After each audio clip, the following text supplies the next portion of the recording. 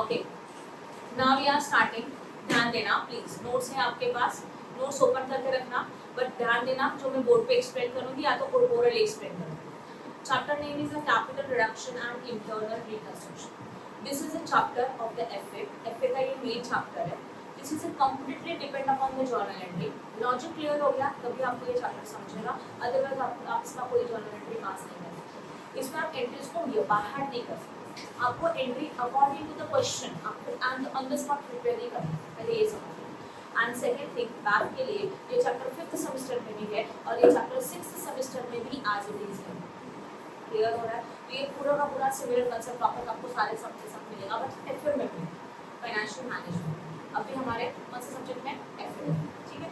Okay, now what's the meaning of the capital reduction and internal reconstruction? See, internal reconstruction means reconstruction of the company's financial position and if the company is not good due to the various reasons like overvaluation of assets, accumulated losses etc. See, internal reconstruction का मतलब क्या होता है? Company को internally reconstruct करना। reconstruct करना मतलब क्या करना? वापस से कुछ उसमें changes करना, उसको हम लोग क्या बोलते हैं? reconstruction।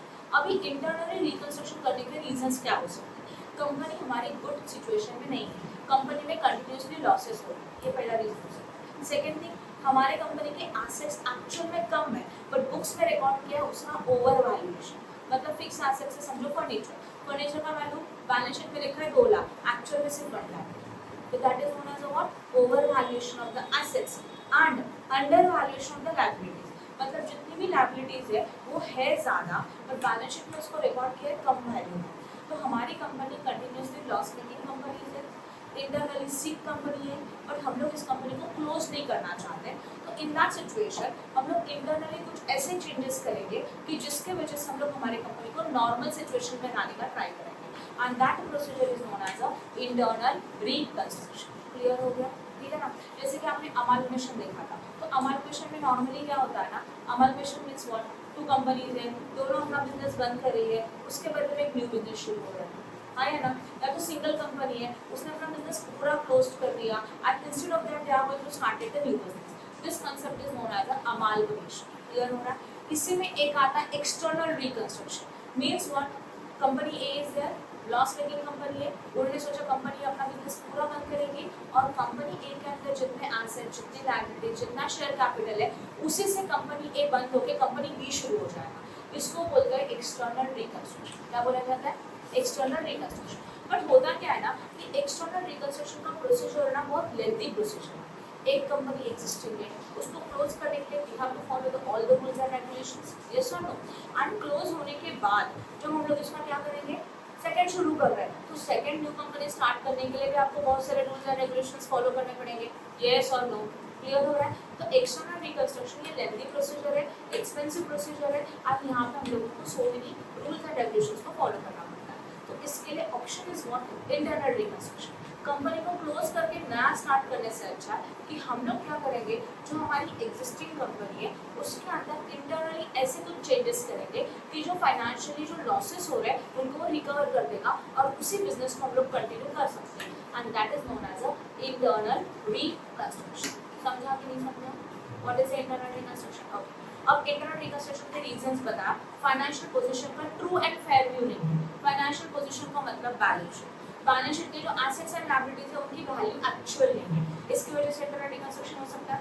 Over valuation of assets, under valuation of liabilities, heavy losses in your business, बहुत सारे लॉसेस दिख रहे हैं बैलेंस शीट के एसेट साइड में, ये हो सकता है। लायबिलिटीज ओवरड्यू है, मतलब बहुत सारी लायबिलिटीज पे करनी बाकी है, इंटरेस्ट ऑन डिबेंचर्स बहुत सारा पे करना बाकी है, लोन बहुत सारे हैं जिनको पे करना बाकी है। तो ये सारे रीजंस हो सकते हैं कि जिनकी वजह से company requires internal reconstruction procedure. समझा कि नहीं समझा? अब इंटरनल रिकंस्ट्रक्शन करेगी मतलब कंपनी इंटरनली कुछ चेंजेस करेगी जो उसको फाइनेंशियली स्ट्रॉन्ग करती है। तो उसमें का पहला पॉइंट आता है, पॉइंट नंबर 1 नीचे डायरेक्टली आप, alteration of the share capital. क्या बोला मैंने? Alteration of the share capital. Alteration of the share capital का मतलब हम लोगों का जो भी कंपनी का शेयर कैपिटल है, यहाँ ध्यान दें, बस सुनने का काम है। Alteration of the share capital मतलब हमारी कंपनी का जो भी शेयर कैपिटल है उसको हम लोग अल्टर कर रहे हैं। अल्टर करना मतलब चेंज करना, नथिंग एल्स। तो ये हो सकता है कि कंपनी का शेयर कैपिटल समझो 5 lakh, but company new share issue कर रही है। न्यू शेयर इशू करने की वजह से कंपनी में और कैश आएगा, और इसी कैश से कंपनी लॉसेस को रिकवर कर सकती है। ये हो सकता है, बराबर ना। तो इसके लिए first point is what, increase in share capital. क्या बोला मैंने, बस थोड़ा सुनने का काम करो। इंक्रीज इन शेयर कैपिटल का मतलब company is going to make a new share issue in the market. Company क्या करिए, न्यू शेयर्स मार्केट में इशू करिए। अभी ये सोचना कि अगर कंपनी ने न्यू शेयर्स मार्केट में इशू किए तो शेयर कंपनी की शेयर हो जाओ, इशू किया शेयर हो जाओ, बट व्हाट कम्स इन, तो एंट्री क्या बन सकता है इसका, देखो एंट्री इज बहुत इंपॉर्टेंट है। इंटर एंट्री आप बाहर नहीं कर सकते, आप लोगों को क्या करना है, एंट्री प्रिपेयर करना है। तो पहला कंसेप्ट मैंने क्या बताया, अल्टरेशन ऑफ शेयर कैपिटल में increase in share capital, that is known as what, issue of share capital, मतलब शेयर कैपिटल इशू किया तो शेयर्स गया, उसके बदले में क्या आ रहा है, कैश। तो एंट्री क्या बनेगा, कैश या तो बैंक अकाउंट डेबिट टू और शेयर कैपिटल अकाउंट। सिंपल में एंट्री पास कर दिया। इक्विटी शेयर है तो बस इक्विटी शेयर लिखो, प्रेफरेंस शेयर है तो प्रेफरेंस शेयर लिखो। I hope you now this समझा अच्छी तरह से, तुला कळलं। तू थेरी तर ऐकतोस, एंट्री करताना तुझ्या मनानेच करतोस, मी बघितलंय बाय बॅक मध्ये। मतलब एक्चुअली प्रॉब्लम क्या है ना कि तूने ऑलरेडी कुछ और मेथड सीखा है, तो इसकी वजह से आपको कंफ्यूज हुआ है। तो इस चैप्टर के लिए आप ट्राई करना कि जो मेथड से मैं सिखा रहा हूँ उस मेथड से ट्राई करना पहले से, ताकि वो परफेक्शन मिलेगा, मिस्टेक्स नहीं होंगे। समझ में आया, ठीक है ना। उसमें आपका भी मिस्टेक नहीं, क्योंकि आपने ऑलरेडी बहुत सारे टूल से एक प्रैक्टिकल मेथड से प्रैक्टिस किया, तो वो मेथड आप भूल नहीं पा रहे। बट अभी इसमें आप पहले से ट्राई करो कि मेरा मेथड यूज करो, ताकि आपको ईजी जाए, ठीक है। ओके, समझा मैंने क्या लिखा वो, ओके। तो अभी मैंने आपको एक्सप्लेन किया इशू ऑफ शेयर वाला एंट्री, इसमें किसी को डाउट है क्या? अब एक न्यू कंसेप्ट आएगा, that is consolidation of the share, right क्रांति। अब कंसोलिडेशन ऑफ द शेयर्स का मतलब क्या है?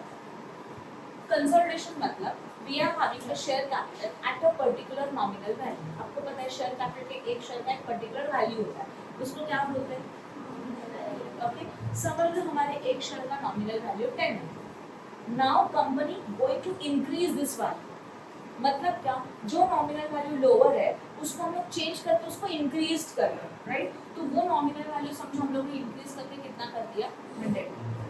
इस प्रोसीजर को बोला जाता है कंसोलिडेशन ऑफ द शेयर्स। क्या बोला जाता है, consolidation of the share means we are going to increase the nominal value of one per share, one share का नॉमिनल वैल्यू इंक्रीज हो रहा है। अभी बोलेंगे इसमें बेनिफिट क्या है, देखो फॉर एग्जांपल समझ लो हमारे पास शेयर कैपिटल है और वो है 1 लाख रुपीज बोला, जिसके एक शेयर का नॉमिनल वैल्यू है 10।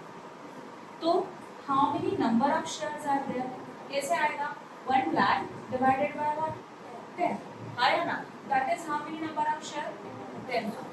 तो अभी हमारे कंपनी में at a present 10,000 number of share है। Now company is going to be decided कि जो एक शेयर का वैल्यू 10 था बस वो चेंज करके उसको कितना किया जाएगा, 100। वैल्यू तो 1 लाख ही है, तो now we are going to find out the number of share. कैसे, 1 लाख का शेयर कैपिटल का वैल्यू है, बट एक शेयर का वैल्यू कितना हो गया, 100, तो नंबर ऑफ शेयर कितने हो गए, समझ में आया। यहाँ पे नंबर ऑफ शेयर डिक्रीज हो गए, जिनकी वजह से कंपनी के ऊपर के कंट्रोल करने वाले जो so many number of share है वो रिड्यूस हो गए, राइट। इसका बेनिफिट क्या होता है कि अगर हम लोग समझो हमारी कंपनी डिविडेंड दे रही है एक शेयर के लिए, यहाँ पे कितने नंबर ऑफ शेयर है, 10,000, तो हम लोगों को 10,000 लोगों को डिविडेंड देना पड़ता है। समझो एक शेयर के लिए 1 रुपए का डिविडेंड दिया जा रहा है, एज्यूम कर लेते हैं, तो यहाँ पे आपको डिविडेंड कितना देना पड़ता था, 10,000। वही हम लोगों ने नंबर ऑफ शेयर को रिड्यूस कर दिया, और अभी हमारा डिविडेंड 1 रुपीज पर शेयर है, तो अभी हम लोग डिविडेंड कितना देंगे, 1000। कंपनी का बेनिफिट हो गया, राइट। तो कंसोलिडेशन करने का ये रीजन हो सकता है। अभी इसमें से बस इतना याद रखो, consolidation means conversion of nominal value of smaller denomination into larger denomination, बस इतना याद।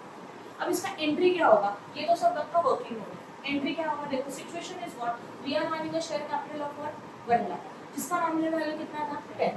अभी बस हम लोगों ने इसको कितने में कन्वर्ट किया, 100। तो एक्चुअल कैपिटल में फर्क पड़ रहा है क्या, नहीं, फर्क किसमें पड़ रहा है, ओनली नंबर ऑफ शेयर्स। तो एंट्री इज व्हाट, जो शेयर का नॉमिनल वैल्यू 10 है वो कैंसिल हो रहा है, हाँ या ना। अच्छा, अभी एक रूल याद है, अगर आपकी लायबिलिटी रिड्यूस हो रही है, क्या हो रही है, लायबिलिटी कम हो रही है, बराबर है, तो इसको लिखना चाहिए डेबिट में। कहाँ लिखना चाहिए, और वही अगर हमारा लाइबिलिटी इंक्रीज हो गया तो उसको कहाँ लिखना चाहिए? ये लॉजिक याद रखते हैं। उसी के साथ इसका उल्टा, अगर एसेट्स इंक्रीज हो गया तो डेबिट, और वही अगर एसेट्स डिक्रीज हो गया तो कहाँ जाता है? इसको याद रखने के लिए आप अप्लाई करोगे रियल अकाउंट का। एसेट्स रियल अकाउंट होते हैं, रियल अकाउंट का क्या? Debit what? Credit what? Comes in मतलब बढ़ रहा है, डेबिट, एंड गोज आउट मतलब कम हो रहा है, और क्रेडिट। तो एसेट्स का जो रूल है उसका उल्टा किसके लिए होता है? ये लॉजिक समझना है। इस चैप्टर के लिए ये रूल आपको याद रखना जरूरी है। Once again I am repeating, liability कम हो रहा है डेबिट, एसेट लायबिलिटी इंक्रीज हो रहा है क्रेडिट, बराबर है। बट अगर ये याद नहीं रहता तो एसेट्स को याद रखो। एसेट्स के लिए कौन सा रूल अप्लाई होता है? Real account. Debit what? Comes in, and credit what? Goes out. तो कम्स इन मतलब इंक्रीज, एंड गोज आउट मतलब व्हाट? सही है। इसका उल्टा लायबिलिटी। समझ में आया? ओके, अब ध्यान देना, कंसोलिडेशन में क्या हो रहा है? जो शेयर का नॉमिनल वैल्यू 10 था वो वाला शेयर कैंसिल हो रहा है, उसके बदले में कौन से शेयर इशू किए जा रहे हैं? 100 वाले। ओके, तो एंट्री कैसे बनेगा इसका ध्यान है। एंट्री बनानी कंसोलिडेशन का, इक्विटी शेयर कैपिटल अकाउंट डेट, हाँ या ना? जहाँ पे एक शेयर का वैल्यू कितना था? 10, राइट है। जो एक शेयर का वैल्यू 10 था वो वाला कैपिटल कितना था? ₹1। रुपीस बनता है कि चेक करो।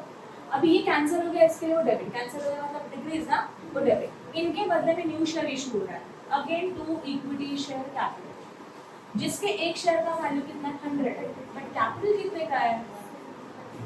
तो इसका एंट्री बहुत सिंपल है, जो डेबिट है वही क्रेडिट है, बस ये एक शेयर का वैल्यू चेंज हो रहा है और कुछ भी नहीं। समझा? तो कंसोलिडेशन का entry equity share capital account debit to equity share, या तो अगर ये प्रेफरेंशियल्स के साथ कंसोलिडेशन हो रहा है तो preferential capital account debit to preferential capital, और अमाउंट उतना ही आएगा। बस चेंज क्या होने वाला है? Value per share as well as number of shares. खत्म। समझा? क्लियर है consolidation? Okay, now after the consolidation next concept is the subdivision. ठीक है ना? ध्यान देना।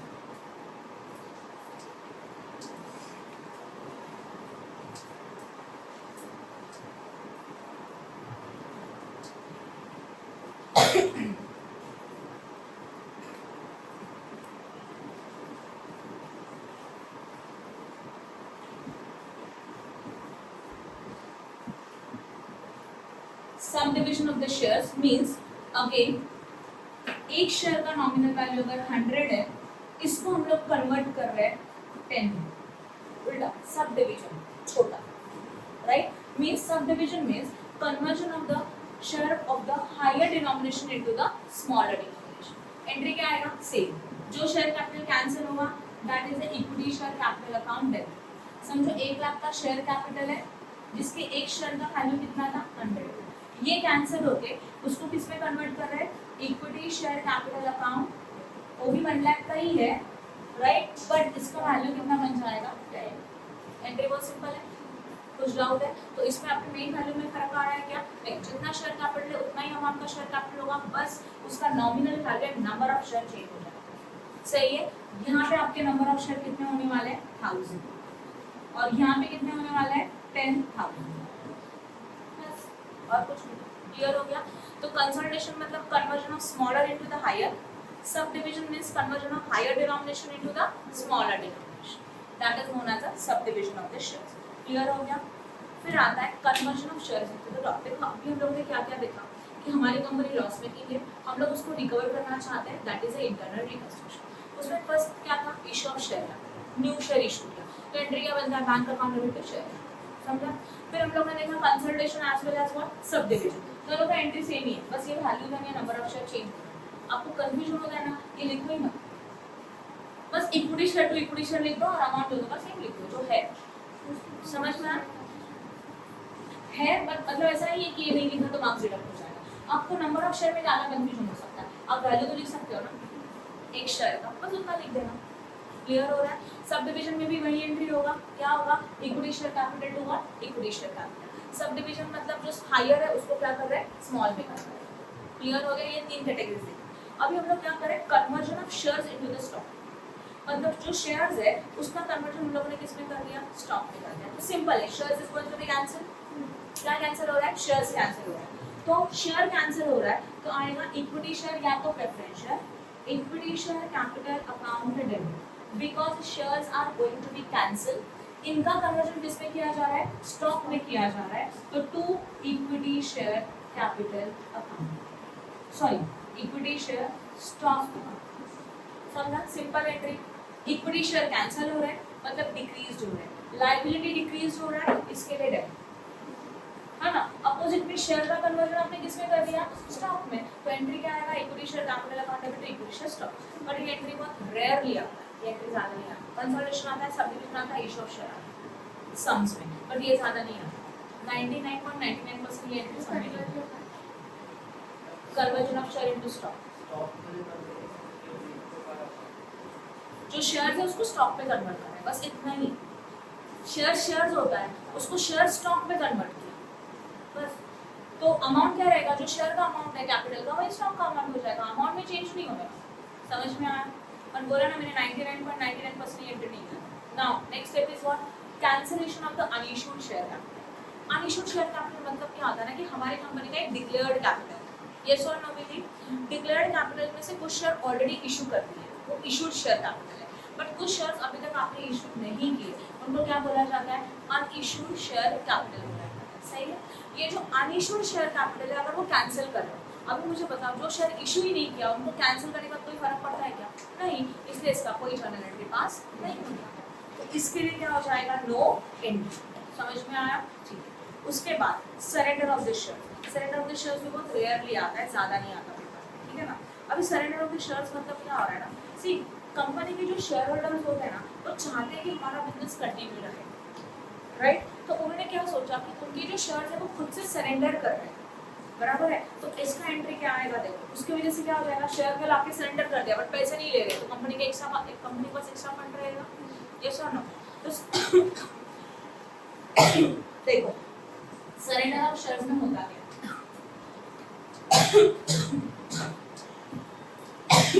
Sorry C,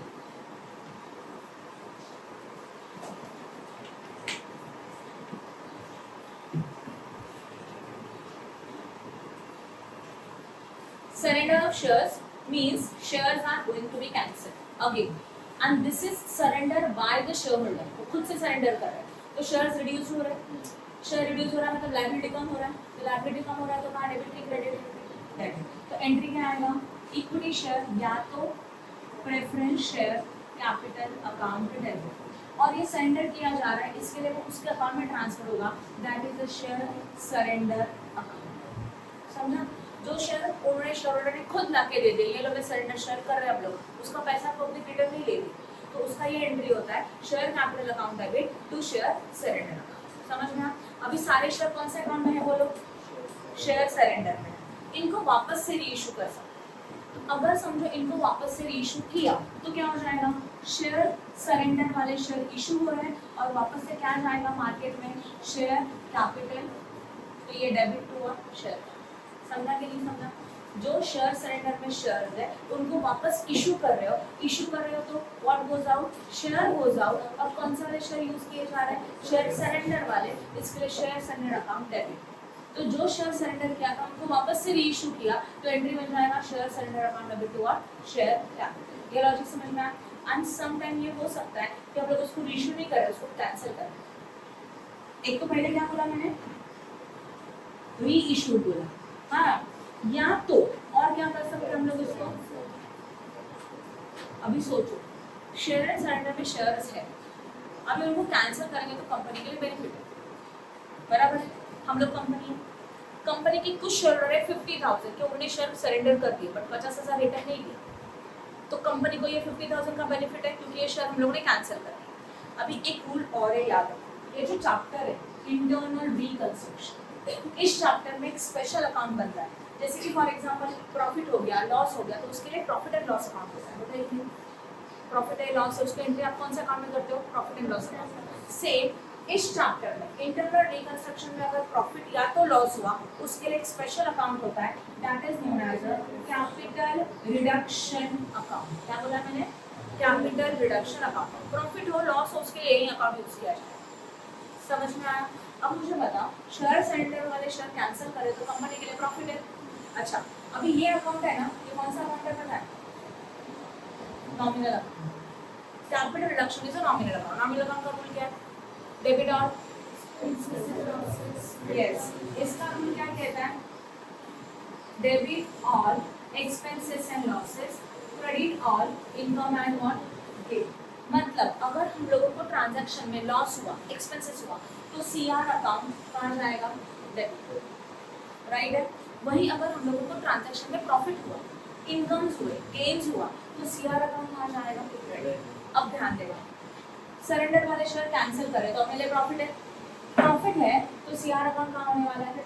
credit. And share surrender debit, तो एंट्री क्या बनेगा? Share surrender account debit. और हमारे लिए बेनिफिट है to capital reduction and hope doubt in this easy है, समझा के लिए समझा। तो पहला क्या देखा था? Issue of share capital, first वाला कंसोलिडेशन, सब डिवीजन है ना, शेयर कैपिटल का कन्वर्जन स्टॉक में किया। अब क्या देखा है? शेयर सरेंडर कर, शेयर सरेंडर करते शेयर रिड्यूस, शेयर रिड्यूस हो रहा है उसके लिए debit, share capital account debit to share surrender account. ये शेयर वापस से रीइश्यू किया तो सरेंडर टू कैपिटल, बराबर है। बट ये शेयर कैंसिल कर दिया तो कंपनी के लिए प्रॉफिट है, प्रॉफिट है, इसके लिए कैपिटल रिडक्शन अकाउंट कहाँ जाएगा? क्रेडिट। तो कैपिटल रिडक्शन क्रेडिट हुआ and share surrender account debit हो जाएगा। इजी था, हाँ या ना? ओके, तो ये हमारा अल्टरनेशन ऑफ शेयर कैपिटल होगा कि हम लोगों ने अलग अलग तरीके से हमारा कैपिटल क्या कर दिया? चेंज कर दिया। अब हम लोग देखेंगे next one is a capital reduction account देख रहे हैं जहाँ पे शेयर कैपिटल रिड्यूस हुआ है। ठीक है, इसको रब करूँ।